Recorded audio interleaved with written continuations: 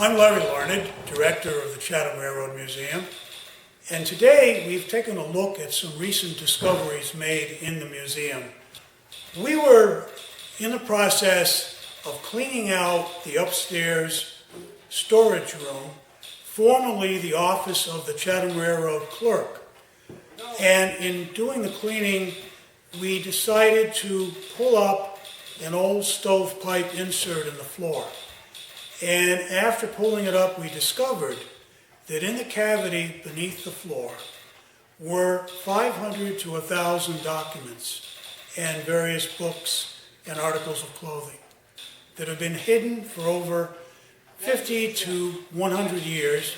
And we found some very interesting documents that relate to the type of freight brought into Chatham between 1890 and 1936.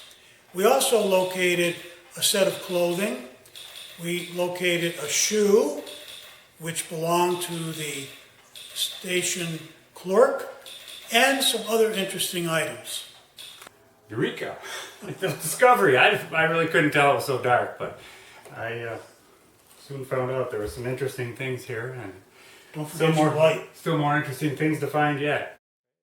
We are on a continuing project here to